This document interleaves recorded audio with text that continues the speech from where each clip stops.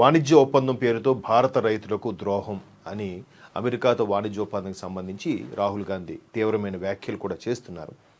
దీనిపై సభా ఉల్లంఘనకు సంబంధించి ఎక్కడ చర్యలు తీసుకోబడతాయో అనే ఉద్దేశంలో సభాపతి మీదే అవిశ్వాస తీర్మానం ప్రవేశపెట్టారు, మన ఓం బిర్లా గారి మీద, స్పీకర్ సభాపతి మీద.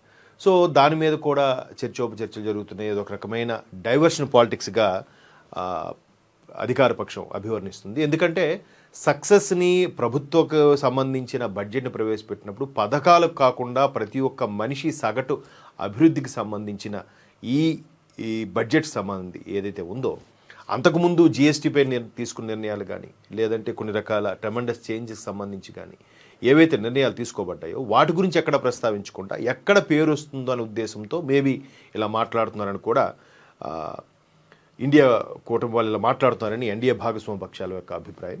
అయితే ఇక్కడ ఒకసారి ప్రజాకర్షక పథకాలకు తెరదించాం అంటే ప్రజలకి ఎంతసేపు కూర్చొని తినబెట్టేలాగా, సోమరిపోతుల్లా తయారు చేసేలాగా, అలా కాకుండా అలాంటి పథకాలకి తెరదించామని ఇక్కడ ప్రధానమంత్రి మోదీ ఒక సందర్భంలో ఇచ్చిన వ్యాఖ్యలకు సంబంధించి ఇక్కడ ఒక వార్త చూస్తే, వ్యవస్థీకృత అంతరాలు సరిచేస్తున్నాం అంటే ఏవైతే అంటే ఎస్టాబ్లిష్ అయిపోయి ఉన్నాయో వాటి మధ్యన గ్యాప్స్ ఏవైతే ఉన్నాయో అవన్నీ కూడా సరి చేస్తున్నాం.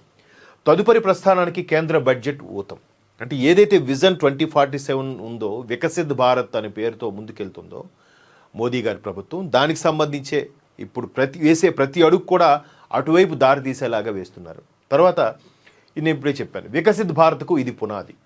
వాణిజ్య ఒప్పందాలతో ఎగుమతులకు ఊపు, అంతే కదా. ఇప్పుడు ఏదైతే వాణిజ్య ఒప్పందం కుదుర్చుకున్నారో అది ప్రతి ఒక్క చిన్న స్థాయి వీధిలో ఉండే, రోడ్ సైడ్ ఉండే చిరు వ్యాపారి కూడా బిజినెస్ ఎంటర్ప్రీనర్గా మారే అవకాశాలు కూడా ఇదే సరైన సమయం. తెలుగు రాష్ట్రాలకు ప్రయోజనం చేకూర్చాం.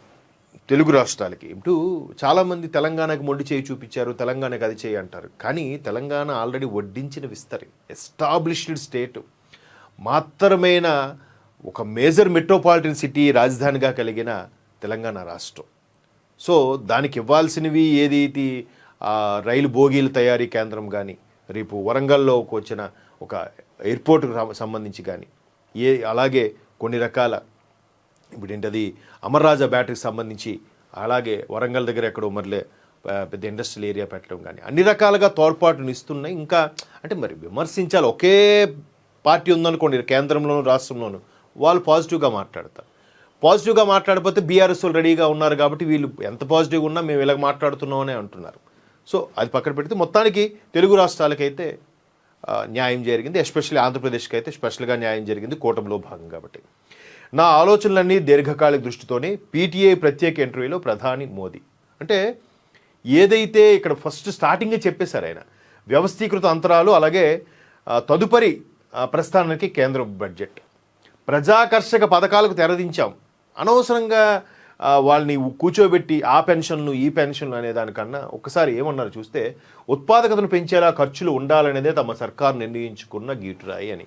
అంటే రేట్లు పెరిగిపోతున్నాయి, మనిషి యొక్క జీవన ప్రమాణకత, తలసరి ఆదాయం, వ్యక్తిగత తలసరి ఆదాయం పెంచే దిశగా వీళ్ళు చేశారని చెప్పాలి. మీరు చాలామంది ఈ మధ్యకాలంలో బాగా రేట్లు పెరిగాయి అంటున్నారు.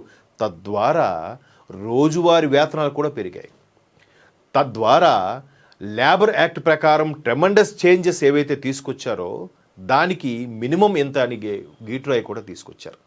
ఇంతకుముందు కేంద్ర మంత్రి బండారు దత్తాత్రేయ గారు ఉన్నప్పుడు, కేంద్ర మంత్రిగా పనిచేసినప్పుడు కూడా మినిమం ఈఎస్ఐ పరిధి ఏదైతే ఉందో అది 21,000 చేశారు. ఇప్పుడు లేబర్ యాక్ట్లో మినిమం ఎంత చేసేసి దాని బేసిక్ 50 కంపల్సరీగా ఉండాలి. అలాగే రోజు డైలీ లేబర్ లాగా పనిచేసే వీళ్ళకి కూడా ఉపాధి హామీ పథకాలు కానీ, బీమా దాన్ని ఏమంటారు, ఇన్సూరెన్స్ కూడా కేటాయించేలాగా కొన్ని షరతులు విధిస్తూ కొన్ని ట్రెమెండస్ చేంజెస్ యాక్ట్ తీసుకొచ్చారు, లేబర్ యాక్ట్. దానివల్ల వ్యక్తిగత తలసరి ఆదాయం పెరిగింది, మనిషి కూడా అభివృద్ధి చెందుతున్నాడు. దాని ద్వారా అభివృద్ధి. ఒక్కసారి మనం టూకీగా చదువుకుంటే, ఆదివారం వార్తా సంస్థకు ఇచ్చిన ఇంటర్వ్యూలో విదేశాలతో కుదుర్చుకుంటున్న వాణిజ్య రక్షణ ఒప్పందాలు, సంస్కరణల వల్ల ప్రజలకు వనగూరుతున్న ప్రయోజనాలు, ప్రపంచవ్యాప్తి అస్థిర పరిస్థితులను భారత్ వెలుగుతున్న తీరు తదితర అంశాలపై మోదీ సవినయంగా రాతపూర్వక సమాధానాలు ఇచ్చారు. స్వల్పకాలిక ప్రజాకర్షక పథకాలు మేము ఉద్దేశపూర్వకంగానే పక్కన పెట్టాం.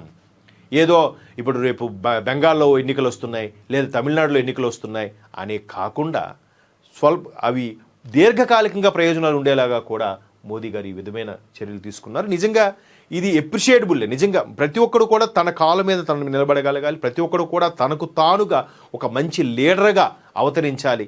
ఒక లీడర్ అనేవాడు మరొక 1000 మంది 1,00,000 మంది లీడర్లను తయారు చేస్తేనే అసలైన లీడర్.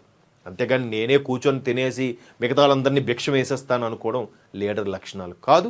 ఇక్కడ మోదీ గారు 3.0 ఎందుకు వచ్చిందంటే ఇందుకే ఆయన 3.0 కూడా కొనసాగుతోంది.